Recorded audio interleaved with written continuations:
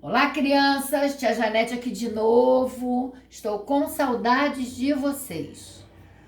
Hoje eu trago para vocês uma aula de história.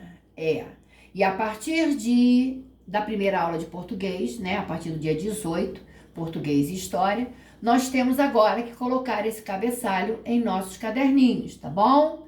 Com a data e o nome da disciplina.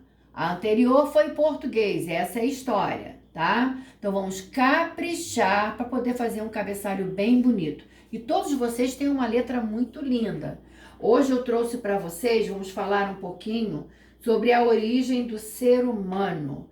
Já falamos em sala de aula em nômades e sedentários. Tá, o que nós vamos ver aqui? Nômade. Os grupos nômades não possuem habitação em um lugar fixo. O que isso quer dizer? Que esses grupos se deslocam constantemente em busca de alimento, ou seja, eles não têm uma moradia fixa, estão sempre mudando de um lugar para o outro. Chegam em uma região e tiram da terra os alimentos possíveis, ou seja, todos os alimentos que são necessários para que eles consigam sobreviver. Quando esses alimentos se esgotam, saem em busca de novas terras. Muito bem, alguma dúvida? Tenho certeza que não. Nossa, que atenção vocês estão tendo para o vídeo. Fico muito satisfeita. Bom, vou repetir.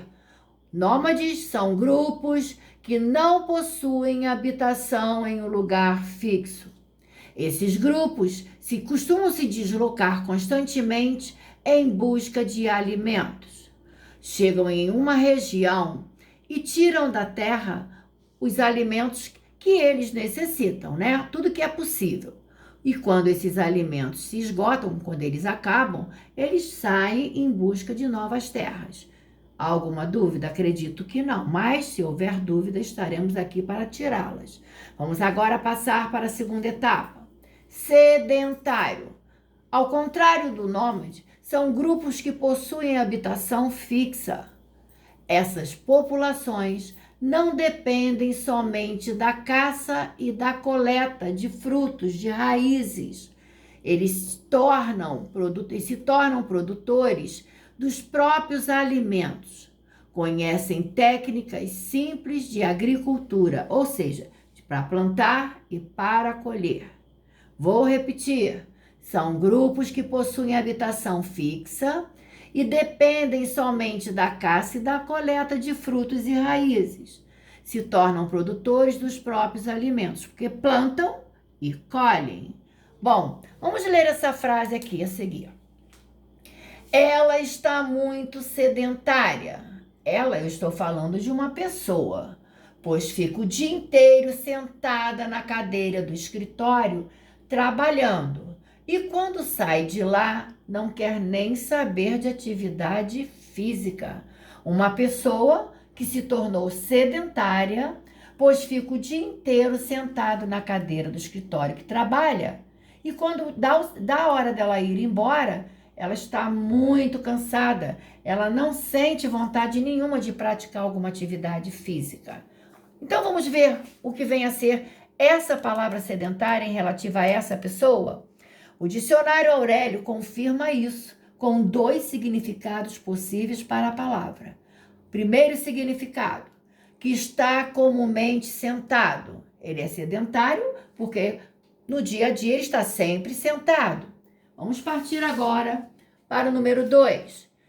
Sedentário, que se movimenta ou se exercita pouco. Como ela vive sentada o dia todo trabalhando, ela pratica pouco movimento com o corpo.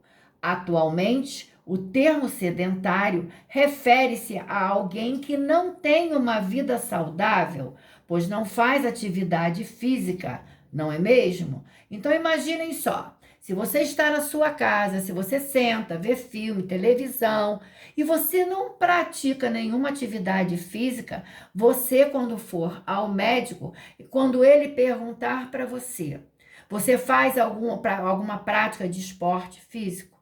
Você vai dizer não. Aí o médico vai dizer para você que você é uma pessoa sedentária por não praticar nenhuma atividade física. No mesmo dicionário que eu encontrei esta definição, A1 e A2, né, o dicionário Aurélio, há um terceiro significado para a palavra sedentário. Vamos ver qual é. Que tem habitação fixa, o mesmo que a gente já havia falado anteriormente. Vamos ver por que esse terceiro significado da palavra sedentário nos interessa? Será que nos interessa? Vamos ver. O nomadismo foi o primeiro modo de vida das civilizações. A falta de domínio de técnicas de agricultura, ou seja, eles não tinham aquela prática de plantar e colher, ou de criação de animais, deu aos nômades a característica de serem caçadores e coletores. Caçadores de animais e coletores de frutas, sementes, folhas, enfim, tudo aquilo que se possa retirar da natureza para ser utilizado como alimento. E sempre que os alimentos se tornavam escassos, quer dizer, difíceis, poucos, era necessário deslocar-se em busca de outras fontes de alimentação, porque senão eles morreriam de fome. Bom, entre os povos antigos não havia separação entre a religião e o Estado. Os sumérios, já falamos sobre eles, antes de tomar decisões importantes, pediam auxílio aos deuses. Para eles, os deuses eram pessoas muito importantes, eram divindades muito importantes. Por quê? De um modo geral, os deuses eram vistos como poderosos. Em relação às tradições orais e valorização da memória, ocorriam de diversas maneiras como produção de imagens, tradição oral e tradição escrita. Em algumas comunidades, as memórias eram transmitidas pelos membros mais velhos. Vamos dar uma paradinha e vamos explicar isso daí. Em uma aldeia, eles se reúnem no centro da aldeia, cada aldeia tem a sua tradição, o seu costume, e eles se reúnem, por exemplo, para sair para caçar e pescar. Os homens, todos os homens da aldeia, saem da aldeia, os mais velhos, os idosos, os adultos, os adolescentes e os menores. Todos os homens saem da aldeia para caçar e pescar. Mas aí vocês vão perguntar, mas e as mulheres? As mulheres têm as responsabilidades delas. As mulheres ficam dentro da aldeia, na aldeia, passando para suas filhas, as meninas, as moças adolescentes, né? Tudo que elas devem aprender em relação à aldeia. A limpeza da aldeia, a organização da aldeia. E aprendem também tudo que elas têm que fazer dentro da própria aldeia. Elas crescem com cada uma com a sua obrigação. Elas têm que aprender a fazer de tudo. E quando eles retornam, vocês acham o quê? Tem aldeias aí que vivem até 80 famílias dentro de uma oca. Então, como é que fica isso? Fica que todos os homens que saem para caçar, quando chega com a caça, não importa quem caçou ou quem deixou de caçar. Não importa quem pescou ou deixou de pescar. É tudo dividido igualmente entre as pessoas da aldeia. Tudo. Não existe isso. Você não pescou, você não tem. Você não caçou, você não tem. Eles têm essa união entre eles. E isso é muito, muito importante. Bom, o período histórico que tem início com o desenvolvimento da escrita e das primeiras civilizações é chamado de antiguidade. Isso mesmo, antiguidade.